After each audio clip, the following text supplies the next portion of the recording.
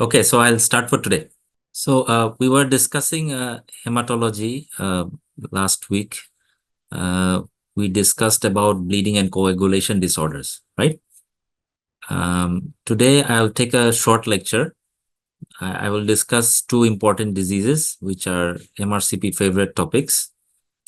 Basically, I will be discussing multiple myeloma and Waldenstrom's macroglobulinemia. So we know that there are some conditions where excess amount of proteins are formed, abnormal amounts of proteins are formed. They are called paraproteinemias, right? We all know multiple myeloma. We all know MGUS, monoclonal gammopathy of uncertain significance, Waldenstrom's macroglobulinemia. These are important topics for MRCP hematology, especially. Okay. So let's go through multiple myeloma first. You all know that it is a plasma cell neoplasm, right? It's a tumor of the plasma cells. It's usually you will have patients above 60-year-old. Male and female are equally affected, okay? So you'll have an elderly patient having certain symptoms, and just important to know that the abnormal antibodies that are formed in multiple myeloma are usually IgG mostly, and IgA and light chain disease. Okay. IgM is very uncommon to have an IgM multiple myeloma. Okay. When you have a high levels of IgM, that will lead your suspicion to another direction. So you have IgG, IgA, and light chain disease. These are the abnormal antibodies that are mostly produced in multiple myeloma. Very rare to have IgM. Okay. So you will have a scenario or with a raised IgG or IgA, or it will be mentioned that the light chain levels are high. So basically, you have an abnormal proliferation of plasma cells in the bone marrow, infiltrating the bone marrow, leading to pancytopenia. This cell proliferation causes osteolysis and hypercalcemia. So these patients usually present with features of anemia. They present with features of hypercalcemia. And of course, due to the huge load of antibodies in the blood becomes hyperviscous. Okay. So you have hyperviscosity syndrome. The blood becomes very viscous and blood flow to all the organs becomes very sluggish. So this is the basic pathology of the symptoms that are produced in multiple myeloma. And these are very favorite topics: the presence of anemia, hypercalcemia, and hyperviscosity, leading to a diagnosis of multiple myeloma. And of course, renal failure due to the tubular damage, due to the high load of antibodies in the renal tubules, damaging the renal tubules and leading to renal failure. So this combination of symptoms equals almost always equals to multiple myeloma.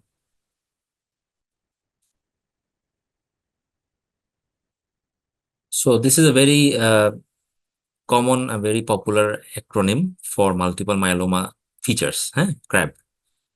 C for hypercalcemia, R for renal impairment, A for anemia, B for osteolytic and bone lesions. Okay, the typical bone lesions that we see in multiple myeloma. Okay, so this is a mnemonic to remember the symptoms of multiple myeloma. You will have features of hypercalcemia, features of renal failure, features of anemia, and you will have bone pain. So these are the features. As little bit details, you will have a scenario of an elderly patient having bone pain. Pains may even have pathological fractures. They have features of anemia, that is fatigue, malaise, features of hypercalcemia like confusion, polyuria, constipation, abdominal pain, repeated infections, features of renal failure. So you will have these features in an elderly patient. Not necessary to know all the details of the diagnostic criteria. Just remember that presence of more than 10% of plasma cells in the bone marrow, along with CRAB features. This was the typical diagnostic criteria used to diagnose multiple myeloma. The more easier diagnostic criteria would be this: presence of a monoclonal protein in the serum or urine, as we'll see later; presence of lytic lesions on a skeletal survey, and presence of more than 10% of plasma cells in the bone marrow. This is the basic diagnostic criteria that we use practically when we are managing patients, and this will be in your scenario too. Okay, so just if you need to know the levels, the calcium level is usually more than 2.75. The serum creatinine will be more than 177. There will be anemia. There will be one or more osteolytic lesions. Okay, these clues are usually given and help you to diagnose multiple myeloma. Sometimes they give you a globulin level or a total protein level also in your scenario. Okay, so when you see that the globulin level is very high or the serum total protein is very high, you suspect that this is a case of paraproteinemia. And of course, there will be a marked Rolo formation and a very high ESR. It's one of the conditions where the ESR goes more than 100.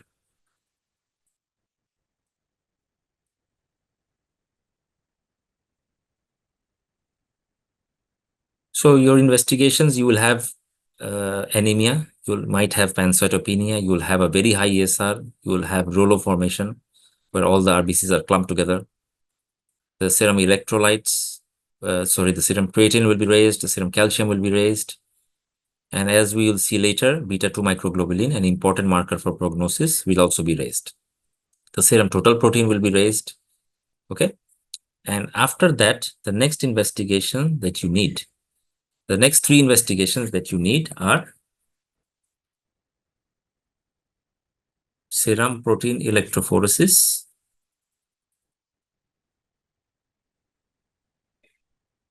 that's very important to confirm the diagnosis of multiple myeloma. You need these 3 investigations. Number 1 is serum protein electrophoresis. Number 2 is a skeletal survey demonstrating lytic lesions. You can do, usually a skull X-ray used to be done, or you can do X-ray of the vertebra to look for any vertebral lytic lesions. But nowadays, CT scan MRIs are preferred because of the high sensitivity. An MRI spine is usually done.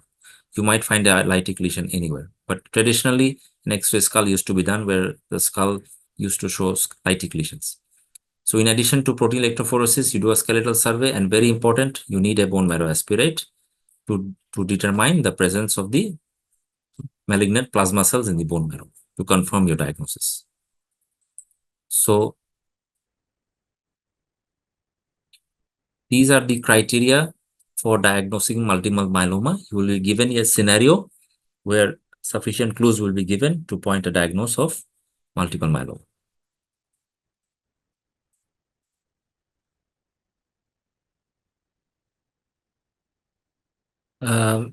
These are a few practical tips, usually not asked so much details in the examination, but sometimes serum protein electrophoresis might not be abnormal. You might not get any paraprotein in the serum. That's why you also might have to test the urine for presence of any paraproteins. So that's why it is advised to do 2 tests to determine the presence of a paraprotein, not to rely on a single test. Okay, so you do a serum electrophoresis and either a serum or urinary free light chain, because as I told you, the light chain antibodies might be present in a particular patient with no IgG or IgA. So a serum protein electrophoresis will not detect the light chains. So in addition to serum electrophoresis, we also do a serum or urinary free light chain assay. Okay. Serum free light chain assay. That's called SFLC. Serum free light chain assay. So that will help you not to miss a diagnosis of multiple myeloma. Serum electrophoresis along with serum or urinary free light chains. Okay. As you can see here, in 20% cases, free light chains are found in multiple myeloma cases without any detectable monoclonal protein in the blood. So this is very important. Okay.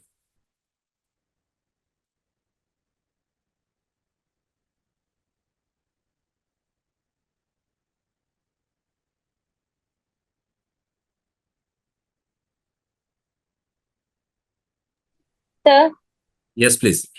Bernstein's protein is same as the free light chain. No, that's different. serum, here you can see in the urine, you might get a free light chain, or you might get Benz-Jones protein. The Benz-Jones protein is the IgG and IgA secreted in the urine. That's different. So that's why you have to look for the light chain separately. Otherwise, you will miss the light chain multiple myeloma.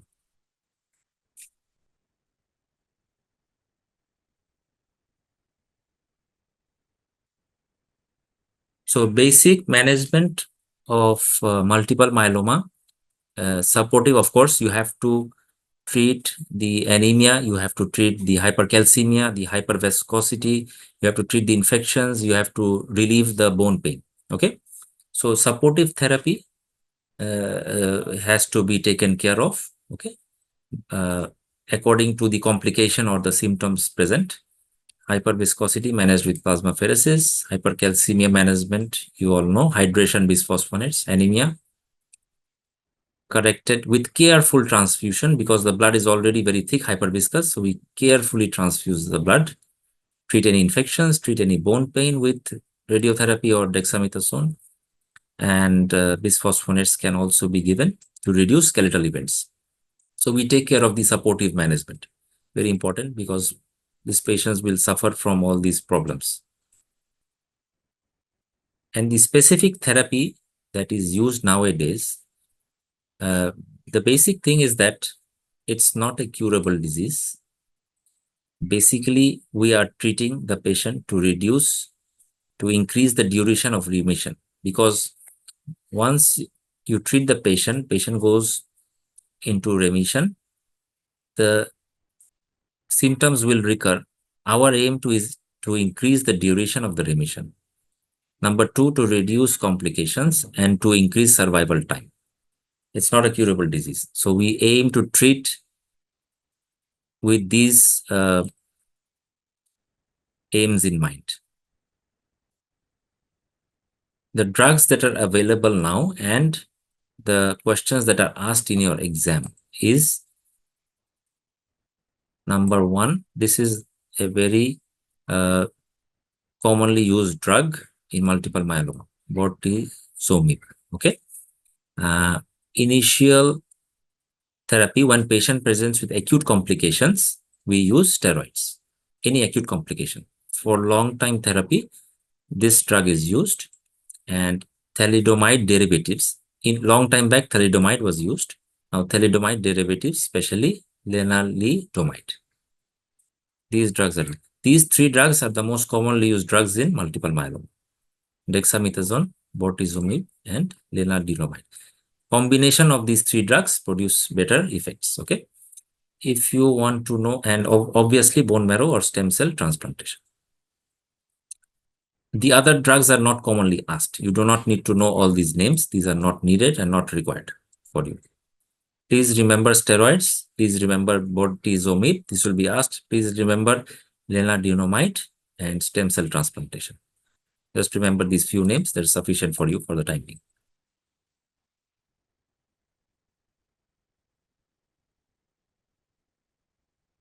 The drugs that I mentioned, this will come in the exam. This will be asked. This has already been asked many times.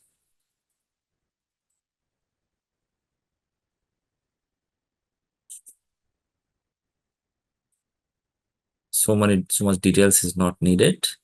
Okay, so this is very important. How do you measure the prognosis of multiple myeloma? As I said, beta-2 microglobulin is a protein that is found in multiple myeloma patients, and a high level of beta microglobulin is associated with poor prognosis and increased mortality and morbidity. Very, very important question. A very favorite question from multiple myeloma. Beta-2 microglobulin. Okay. LDH can also be used as a prognosis, and low levels of albumin also indicate poor prognosis. But please remember beta-2 microglobulin. Very important. It's come several times in the exam. So these plasma cell disorders have a certain spectrum. Plasma cell tumors with low levels of plasma cells in the bone marrow having no symptoms, asymptomatic patient, no organ damage. These patients are also elderly And this condition has been termed monoclonal gammopathy of undetermined significance. You will be given a case where a patient is 60 to 70 years old, is asymptomatic, incidental examination reveals some level of paraproteins present, usually less than 30 gram per liter. In multiple myeloma, it's more than 30. And there are no clinical features of multiple myeloma. There is no crab or anything. Okay.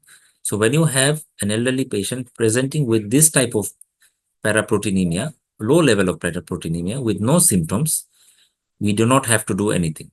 Just the important thing is that these patients are at risk of developing multiple myeloma in 5 years. So we have to follow them up in 6 months to 1 year. That is the only significance of this condition. So not to be ignored, but not to be overly treated, but to identify these cases in your exams. It has come, you will be given this scenario. Please write the diagnosis as MGUS when you find that the patient is asymptomatic with low levels of paraproteinemia. But the important thing is that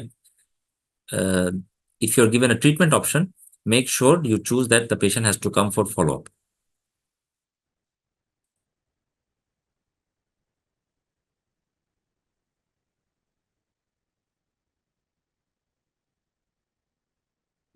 Sometimes the patient may have a neuropathy.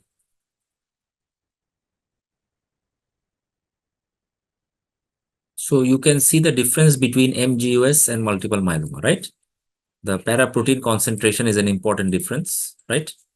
You can see that the paraprotein levels are low in MGUS. In myeloma, it's high. MGUS patients are usually asymptomatic. Myeloma patients usually have symptoms. Bone marrow plasma cells usually less than 10%, usually more than 10%.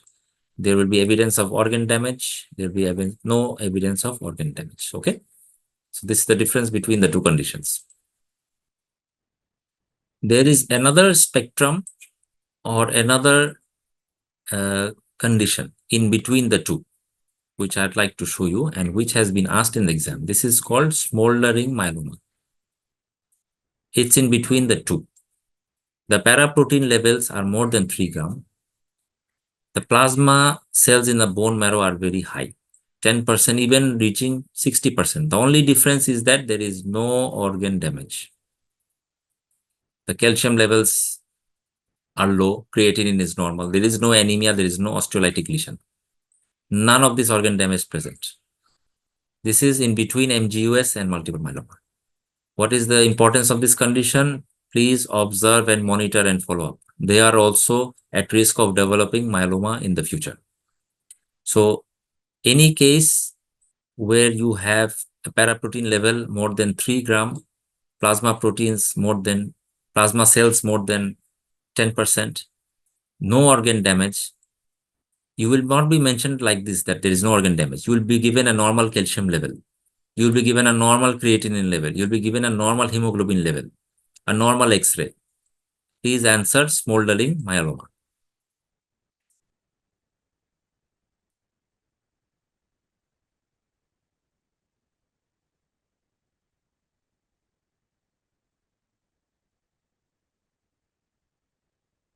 Okay, so be careful with these three conditions: smoldering myeloma, MGUS, and multiple myeloma. So here is the difference between the three conditions given in a single chart. Okay, you have MGUS at the top here, where the paraprotein levels are low, plasma cells low, no organ damage. Smoldering myeloma, plasma proteins high, plasma cells in bone marrow high, no organ damage. Multiple myeloma, whatever the plasma protein, whatever the bone marrow cells, there must be presence of organ damage. Okay. So more than 10% plasma cells in bone marrow, organ damage, some level of paraprotein, that's multiple myeloma. So this is a summary of the three conditions. So please read your case properly, read your scenario and the investigations given and answer accordingly.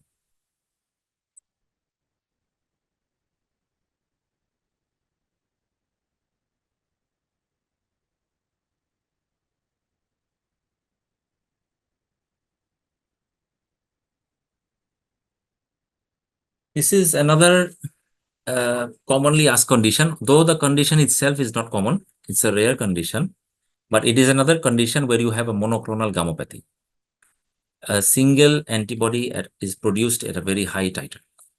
It's a chronic and a very slowly progressive condition. Very slow.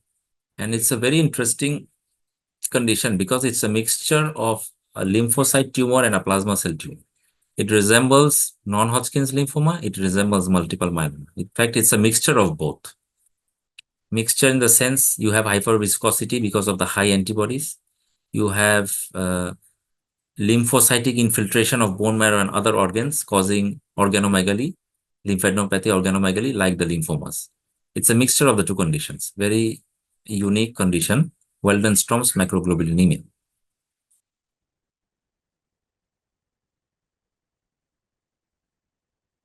Okay, so basically, what I told you, this is a condition where you have a high level of paraprotein. And in this condition, you have a high IgM. Remember, I told you in multiple myeloma, you have IgG, IgJ, IgA, or free light chains. In Waldenstrom's macroglobulinemia, there is a high level of paraprotein, especially IgM. Look at your case, look at the clues given in the investigation, you will be given a high IgM level.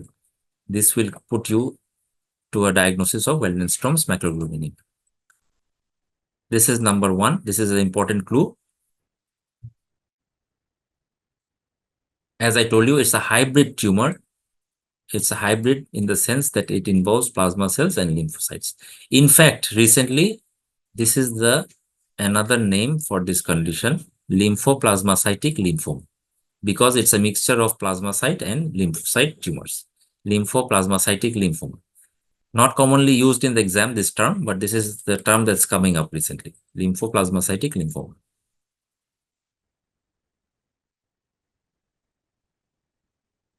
So, the difference from multiple myeloma is that this is a condition where you will have organomegaly. You will have hepatosplenomegaly, you will have lymphadenopathy, but there will be no lytic lesions. So in multiple myeloma, bone involvement, no organomegaly. In Waldenstrom's macroglobulinemia, organomegaly, no bone involvement. There are some other differences. I'll come to that later. So look at your case properly, read it properly. You'll have enough clues to help you to come to a diagnosis of Waldenstrom's macroglobulinemia. Obviously, the patient will have features of anemia because the bone marrow is infiltrated with lymphocytes. You have hyperviscosity syndrome, obviously, because high levels of IgM in the blood. The patient will be dizzy, have headache, blurry vision. There will be altered consciousness. If they may even present with Raynaud's or peripheral neuropathy because of the high IgM levels. As I told you, you will have organomegaly. This is a clue that will help you differentiate from multiple myeloma. You have to do all the investigations that we did in multiple myeloma. The points that will help you clinch the diagnosis is that when you do a protein electrophoresis, the IgM band will be very high because of the high levels of IgM. Number one, the gold standard for diagnosis is bone marrow biopsy. You have to demonstrate that there are abnormal plasma cells in the bone marrow. Okay, so these are lymphocytes. These are actually lymphocytes showing plasmacytic differentiation. Features of both lymphocyte and plasma cells. This is the characteristics of Waldenstrom's macroglobulinemia. This will help you clinch the diagnosis. So bone marrow biopsy is the gold standard for diagnosis of Waldenstrom's. So when you have a scenario where you are suspecting Waldenstrom's, how do you confirm your diagnosis? Please answer bone marrow. Okay. Usually the IgM levels are given with the normal range given beside it. How do you treat Waldenstrom's macroglobulinemia? If it's asymptomatic, nothing needs to be done. You just follow up the patient. Once symptoms arrive, then you have to treat the patient. Okay. For hyperviscosity syndrome, obviously plasmapheresis to filter out all the antibodies. And recently CD20 antibodies like rituximab is being used because these markers are found in the lymphocytes present in the bone marrow. So rituximab is one of the drugs that is used. You can remember that. Patients presenting with hyperviscosity, plasmapheresis. If it's asymptomatic, follow up the patient. So this is another summary of the two conditions, multiple myeloma, Waldenstrom's. You may, in your case, please note whether the patient has hepatosplenomegaly, whether the patient has lymphadenopathy, hyperviscosity, okay? Benz-Jones seen in multiple myeloma, bony lesions seen in multiple myeloma, okay? So you will be given enough clues to help you differentiate the two conditions. Here you can see the differences like I told you, okay? In Waldenstrom's, we have IgM. In multiple myeloma, we have these, okay? Osteolytic lesions in common here, hypercalcemia common here, renal insufficiency common here, organomegaly is here, okay? So these points will be sufficient to differentiate the two conditions. Both patients are usually elderly. Okay, so I'll keep my lecture short for today. We have 2-3 more conditions to discuss in our next class, like leukemia, lymphoma, very important topics for exam. So I'll finish here for today, and you're welcome to ask any questions if you like. Anyone, any questions, any problem understanding anything? You're welcome to ask any questions. Sir, Yes, please.